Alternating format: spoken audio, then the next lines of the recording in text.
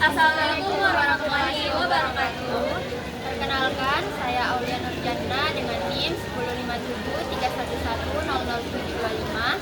Saya Ariska dengan NIM 105731100425. Saya Nuragi dengan NIM 105731100525. Kami dari kelompok 2 dengan ini membuat video Untuk memenuhi tugas akhir dari dosen pengampu mata kuliah Pendidikan Pancasila dengan judul Etika IPTEK dalam Bingkai Pancasila.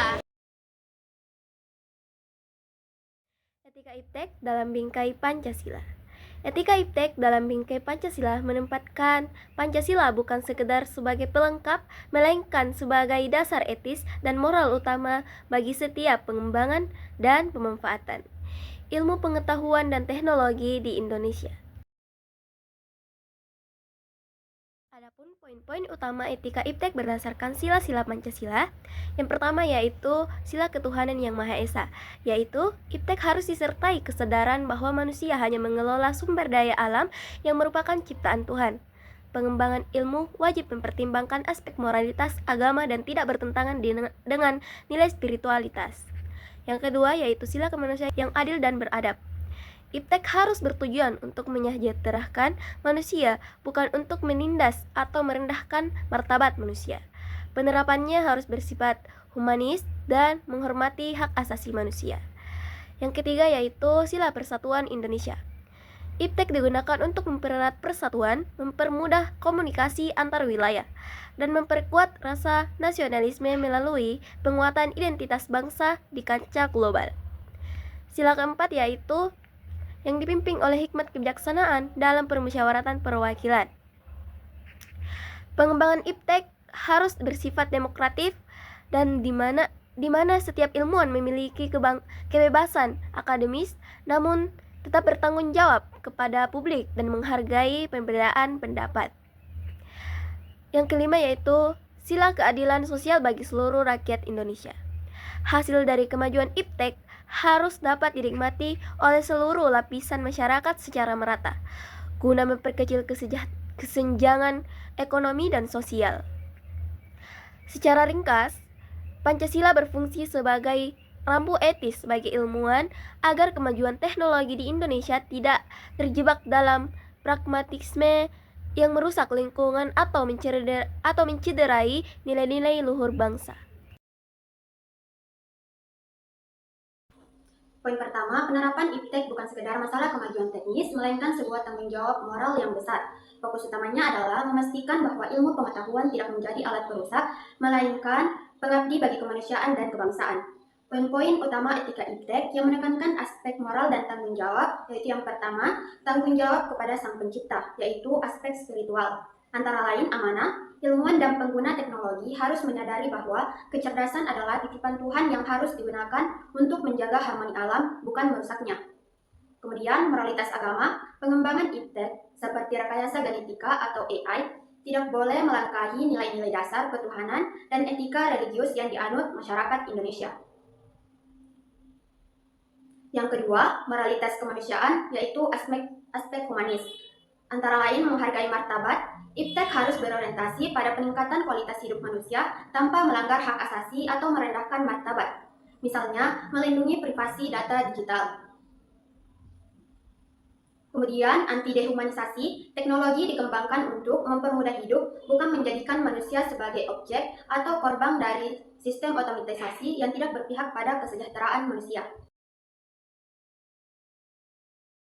Poin kedua, Pancasila sebagai bingkai atau kerangka. Berarti kita melihat Pancasila seperti pagar pembatas dan arah jalan saat kita mengembangkan teknologi.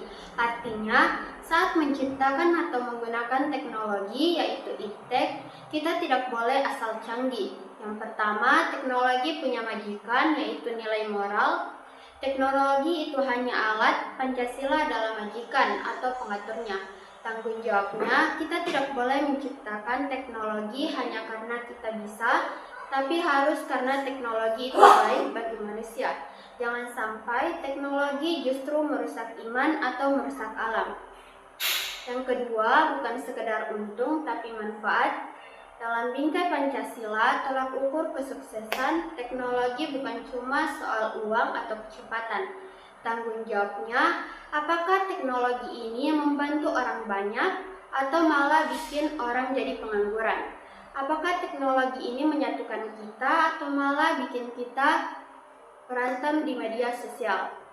Yang ketiga, manusia adalah yang utama, bukan mesin.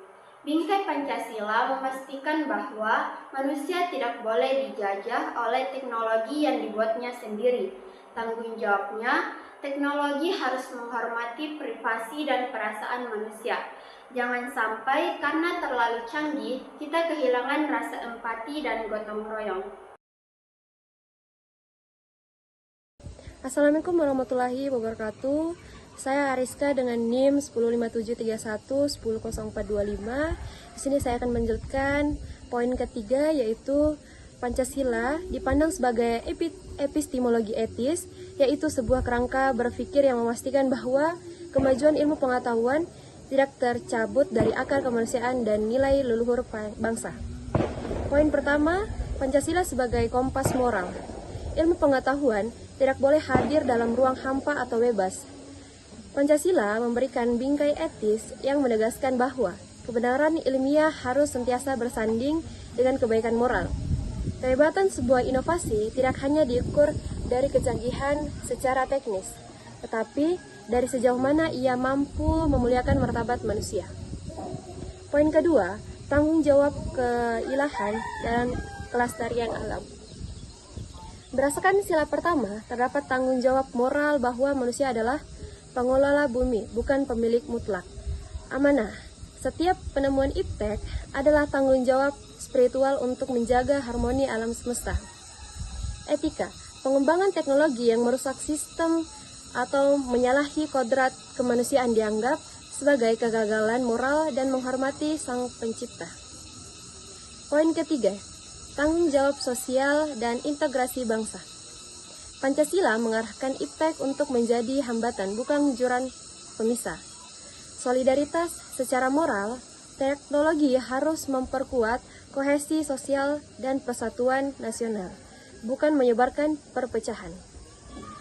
Keadilan akses kemajuan iptek memikul beban tanggung jawab untuk menghapus kesenjangan. Inovasi yang hanya menguntungkan segelintir pihak tanpa menyentuh rakyat kecil dianggap tidak memenuhi etika Pancasila. Dan yang terakhir, prinsip kebijaksanaan dalam inovasi keputusan mengenai penerapan teknologi yang berdampak luas harus diambil dengan penuh kearifan dan mempertimbangkan permasalahan publik. Transparansi seorang praktisi iptek bertanggung jawab secara moral untuk jujur mengenai dampak atau resiko yang mungkin timbul sehingga kemajuan saat ini tidak dibayar dengan kehancuran sosial di masa depan. Dan adapun kesimpulan dari materi tersebut yaitu menempatkan iptek dalam bingkai Pancasila berarti mewujudkan ilmu yang berjiwa. Kita tidak hanya mengejar kemajuan teknisi untuk kompetisi global, tetapi kita sedang membangun peradaban yang cerdas secara intelektual, namun tetap luhur secara budi. Sekian dan terima kasih.